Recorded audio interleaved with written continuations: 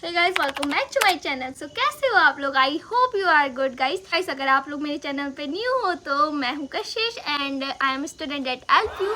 और गाइस आज की इस वीडियो में मैं आपको बताने वाली हूँ 10 important things which I wish I knew before joining LPU. And guys this things no one tell you in orientation. मैं आपको कुछ ऐसी इंपॉर्टेंट चीज़ें बताने वाली हूँ जो आप लोगों को ऐसे नॉर्मल लगता है, क्योंकि मैंने इमेजिन नहीं करा था कि ये सारी चीज़ें भी मायने रखती हैं, बट वो असल में बहुत इंपॉर्टेंट होती है गाइस। अगर आप लोग फ्रेशर्स हो और कोई भी यूनिवर्सिटी या कोई भी कॉलेज ज्वाइन कर रहे हो तो आप लोगों के लिए ये चीज़ें जानना बहुत ज़रूरी है। So guys let's start our video. The first thing is hidden expenses at LPU. तो गाइस सेमेस्टर फीस के अलावा भी हमारे कई सारे एक्सपेंसेस होते हैं जो कि हमें नहीं पता होते बट वो हो जाते हैं और जो कि हमें अपने पॉकेट मनी से गंवाने पड़ते हैं। जैसे मैं आपको बताऊं, सबसे मेजर जहाँ पे हमारा एक्सपेंस होता है वो होता है प्रिंटिंग, जो कि हमें असाइनमेंट्स प्रिंट आउट करवाने पड़ते हैं, मैनुअल्स प्रिंट आउट करानी होती हैं। प्रिंटिंग में सबसे ज़्यादा पैसे जाते हैं, हमें पता भी नहीं लगता, लेकिन 120-130 रुपीज़ एक दिन के ऐसे उड़ जाते हैं। उसके अलावा भी आपको जैसे कभी मैस का खाना अच्छा नहीं लगा तो आप लोगों को कई बार फूड पॉइजनिंग हो जाती है तो आप लोगों को बाहर से खरीद के खाना होता है, तो उसका एक्सपेंस भी हमारी खुद की पॉकेट मनी से जाता है।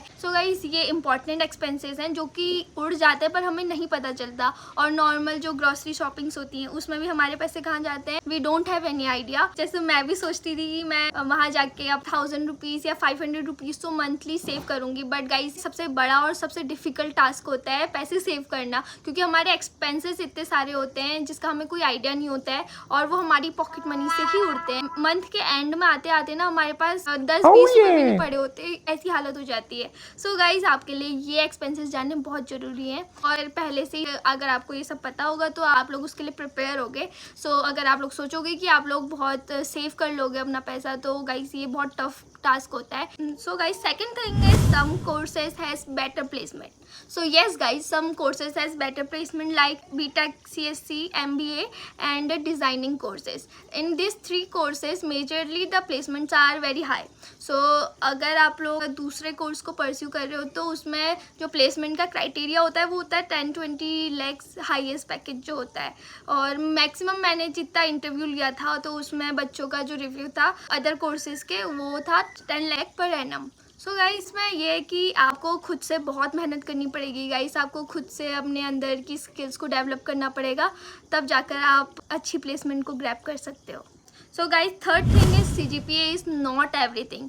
Yes guys 9 CGPA is good, it is great guys, but CGPA is not everything, क्योंकि आप लोगों के अंदर अगर कम्युनिकेशन स्किल्स नहीं होंगी, अगर आपके पास इंटर्नशिप के सर्टिफिकेट नहीं होंगे और प्रोजेक्ट्स में आपने पार्टिसिपेट नहीं करा होगा तो आपको प्लेसमेंट मिलने में बहुत डिफ़िकल्टी आएगी गाइस। और मैं आपको पहले से बता देती हूँ, आपके सभी कोर्सेज में आपको NAPTELS के कोर्सेज मिलेंगे, don't try to skip them, आप लोगों को उसे करना ही पड़ेगा क्योंकि गाइस वो बहुत इंपॉर्टेंट होते हैं। और आप अपनी लिंक्डइन की प्रोफाइल को अच्छा बना के चलोगे, उसमें सर्टिफिकेट सेट करोगे, इंटर्नशिप डेली बेसिस में अपनी लिंक्डइन की प्रोफाइल को अच्छा करोगे तो at the time of placement you have greater opportunity to grab the placement. तो guys CGPA is not everything. ये नहीं कि आप लोग सिर्फ पढ़े जा रहे हो, आप अपनी अदर स्किल्स को डेवलप नहीं कर रहे हो, तो सारी चीज़ें बहुत इंपॉर्टेंट है। आपको एक्स्ट्रा को करिकुलम एक्टिविटीज़ भी आनी चाहिए, आप लोगों ने अलग अलग इवेंट्स में पार्टिसिपेट करना चाहिए। तो गाइस ये हमेशा कंपनी का सबसे पहला क्वेश्चन होता है कि आपके पास वर्क एक्सपीरियंस क्या है।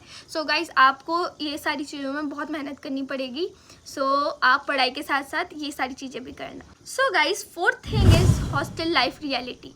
तो गाइस हॉस्टल का हार्श ट्रूथ है कि वहाँ पे आपको बहुत ज़्यादा सेक्रीफाइस करना पड़ेगा, खुद की सारी आदतों पे कंट्रोल करना पड़ेगा। हम लोग जैसे रील्स में देखते हैं कि हम अपने हॉस्टल रूम्स को बहुत एस्थेटिक बना के रखेंगे या कैसे भी, बट हम लोग नहीं रख पाते उसे गाइस, क्योंकि वो सारी चीज़ें कैमरे तक का सीमित रहती हैं। आप कितना भी ट्राई कर लो बट आपके साथ जो आपके रूममेट्स होते हैं आपको उनके साथ एडजस्ट करना होता है, क्या पता उनको वो सारी चीज़ें अच्छी ना लगे। कई बार होता है कि आपके झगड़े हो जाते हैं रूममेट्स में, क्योंकि अगर फर्स्ट टाइम में तो हमको रैंडम रूममेट्स ही मिलते हैं तो हमें उनके साथ एडजस्ट करने में कितना समय लग जाता है। तो एक्स्ट्रा नॉइजेस होती है एग्जाम के टाइम में, पढ़ाई में डिस्टर्ब। वैसे तो लाइब्रेरी होती हैं बट गाइस हम हर समय तो लाइब्रेरी जाके नहीं बैठ सकते, हमें रूम में भी सेल्फ स्टडी करनी होती है, तो उस समय भी नॉइजेस को आपको सहन करना होगा। एंड पानी की दिक्कत, स्लो मेंटेनेंस, अगर आप लोग कुछ भी प्रॉब्लम है तो आप उसकी पहले RMS डालोगे, फिर उसके 2-3 दिन बाद वो लोग आएंगे सही करने, तो ये लंबा प्रोसेस हो जाता है। कई बार पंखा काम करना बंद कर देता है, कभी लाइट ऑफ हो जाती है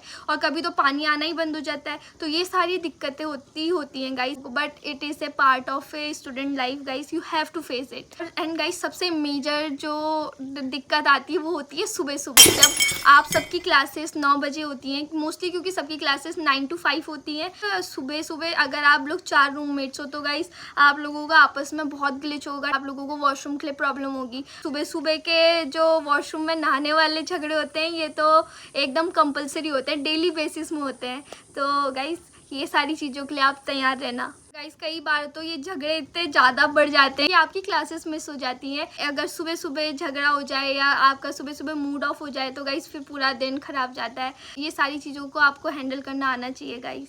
and guys fifth thing is club and events. So guys आप लोग अपना कोई भी कोर्स लो उसके साथ आप या तो कोई क्लब ज्वाइन कर लेना या इवेंट ज्वाइन कर लेना, जैसे मैंने आपको पहले बताया था। और ये सारी चीज़ें टाइम पास के लिए नहीं गाइस, आपको उन सारी चीज़ों में भी थोड़ा फोकस रहना होगा, क्योंकि ये सारी चीज़ें आपकी प्लेसमेंट के टाइम आपको बहुत हेल्प करेंगी। जब आपके पास सर्टिफिकेट्स होंगे, आपके पास वर्क एक्सपीरियंस होगा, आपने कई सारे इवेंट्स को होस्ट करा होगा, आपके अंदर काफ़ी सारा डेवलपमेंट होता है, आपका पर्सनैलिटी डेवलपमेंट होता है, आपकी सोशलाइजेशन बढ़ती है, कम्युनिकेशन स्किल्स अच्छी होती हैं। और गाइस इसका मेजर एडवांटेज ये है कि आपको आपके सीनियर्स से और टीचर्स से भी आपकी जान पहचान हो जाती है और आपके अराउंडिंग्स में लोग आपको जानने लगते हैं कि अरे ये तो वही है जिसने उस इवेंट में पार्टिसिपेट करा था, तो आप ये सारे ऐसे आपके फ्रेंड्स बनेंगे।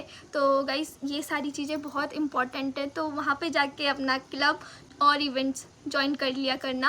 और कई बार क्लासेस छूटेंगी, कोई बात नहीं गाइस, हमेशा हर दिन एक जैसा नहीं होता है। कभी आपकी पढ़ाई सेक्रीफाइस होगी, कभी आपके इवेंट्स सेक्रीफाइस होंगे, तो गाइस आपको खुद का टाइम मैनेजमेंट करके चलना होगा। अगर इवेंट्स ज्वाइन करते हैं बच्चे, क्लब्स ज्वाइन करते हैं, तो उनको एजुकेशन में भी कई सारे बेनिफिट्स मिलते हैं, जैसे कि उनका CGPA इंक्रीज हो सकता है और अगर वो अच्छा परफॉर्म कर रहे हैं तो उनकी स्कॉलरशिप एकदम 100% हो जाएगी, आपकी फ़ीस एकदम 0 हो जाएगी। तो ये सारे बेनिफिट आपको हमारा कॉलेज प्रोवाइड करता है। अदर्स कॉलेज में भी होता होगा, अगर आप लोग अदर कॉलेज में जाओगे तो लोग अपने बच्चों को मोटिवेट करते हैं ताकि वो लोग ऐसे इवेंट्स और क्लब्स में पार्टिसिपेट करें। ये उनके कॉलेज की रेपुटेशन के लिए भी अच्छा होता है और बच्चे की खुद की पर्सनैलिटी के लिए भी अच्छा होता है। Guys sixth thing is first semester mistakes.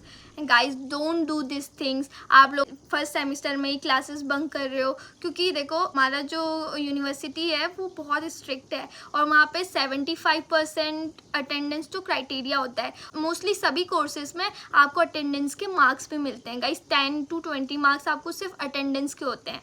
तो आप लोगों को अपनी अटेंडेंस 90 अबव रखनी होगी, तभी आपको वो मार्क्स मिलते हैं, वरना जितने कम अटेंडेंस होगी उस हिसाब से मार्क्स मिलते हैं। 75% वाले बच्चे को कोई मार्क्स नहीं मिलता है। और गाइस ये बता दूं कि एग्रीकल्चर के कोर्स के बच्चों के लिए ऐसा कोई क्राइटेरिया नहीं है कि अटेंडेंस के मार्क्स मिलते हैं। हम लोगों को अटेंडेंस के मार्क्स नहीं मिलते, बाकी कोर्सेज के बच्चों को मिलते हैं। आप लोग ट्राई करना कि आप लोग क्लासेस बंक ना करो, अच्छे से पढ़ाई करो ताकि आपके रीअपियर्स और बैकलॉग्स ना आए गाइस, क्योंकि बैकलॉग की जो फीस होती है वो होती है 11,000। अगर आप किसी भी सब्जेक्ट में फेल हो गए तो फिर आपको 11,000 देकर वहाँ पूरा सेमिस्टर शुरू से उस कोर्स को अटेंड करके पास करना होगा।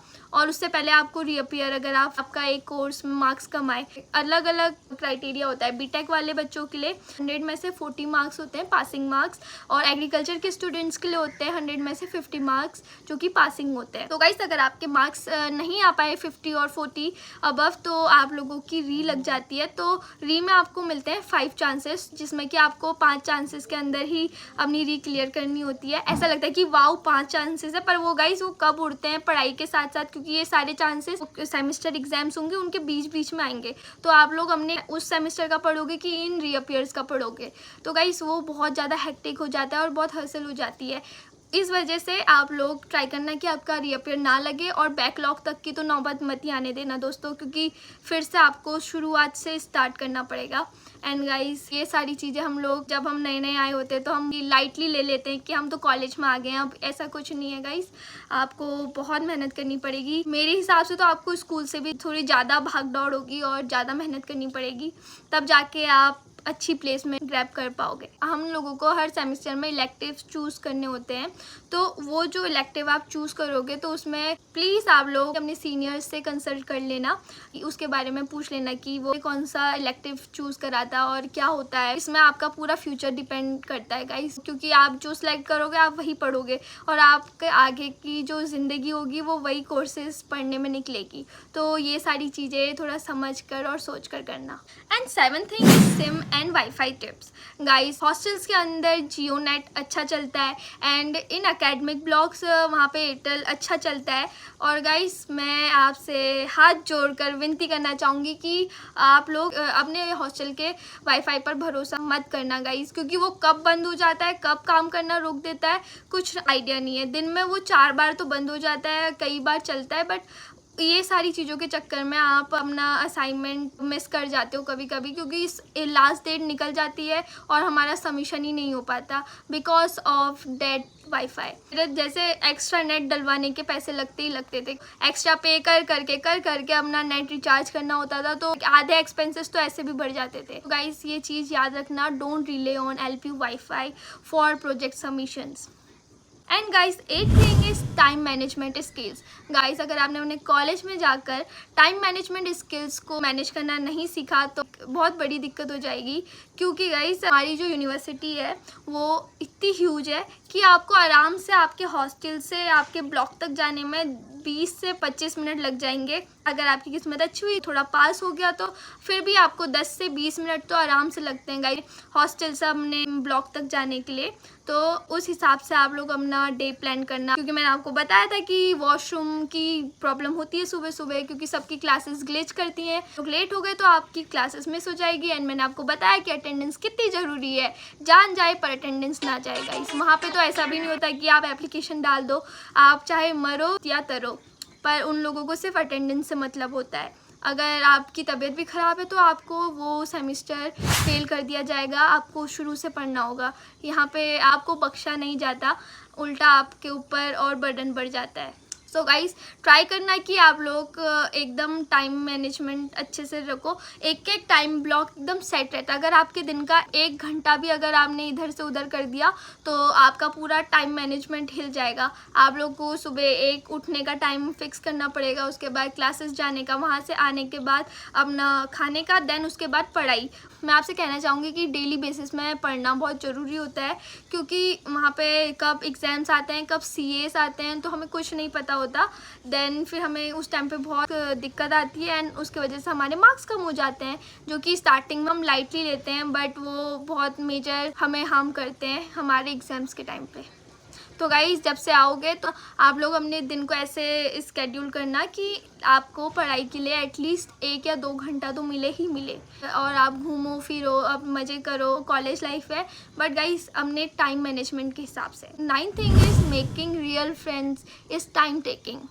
तो गाइज़, अगर आप लोग अपनी ही लैंग्वेज के और अपने ही एरिया के लोगों से बात करोगे, उन्हीं से ही फ्रेंडशिप करोगे, तो ये आपको थोड़ा प्रॉब्लम देगा। हमारा कैंपस है वो बहुत ह्यूज है, वहाँ पे हर जगह से आए हुए बच्चे हैं, तो आप सबके साथ दोस्ती करना, अपना फ्रेंड सर्कल एकदम जेन्युइन वाला बनाना। देखो गाइस, पूरे आपकी कॉलेज लाइफ में आपके दोस्त ही आपके साथ होंगे, वहाँ पे आपकी फैमिली भी वही है और दोस्त भी वही है, सब कुछ वही है।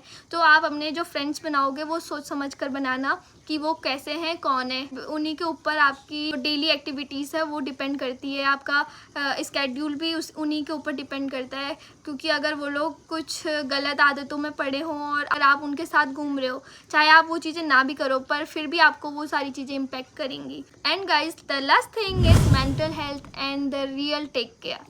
ये सारी चीज़ें ऑब्वियस हैं, आप फर्स्ट ईयर में आओगे, आप फ्रेशर्स होगे। कई सारे बच्चे जैसे नीट जेई की तैयारी करते हैं तो वो लोग तो कोचिंग करके आते हैं तो उनको आदत होती है, बट कई सारे बच्चे just after doing 12th they come there.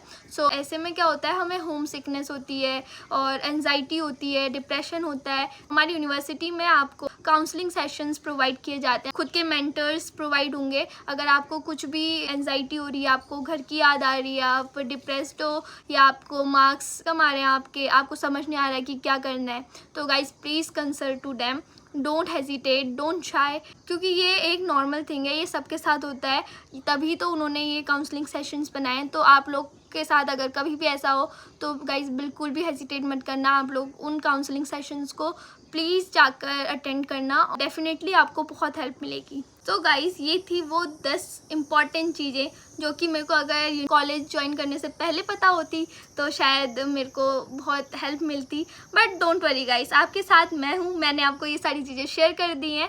और गाइज़ आप मुझे कमेंट कर बताना कि आपको इनमें से सबसे इम्पॉर्टेंट थिंग कौन सी लगी। तो guys if you are fresher and you are planning to join LPU, so guys please subscribe my channel and press the bell icon to get the notification of my vlogs, and guys please like share comment and subscribe to my channel। मिलते हैं अगले vlog में कुछ तरक्की नई information के साथ। Bye bye.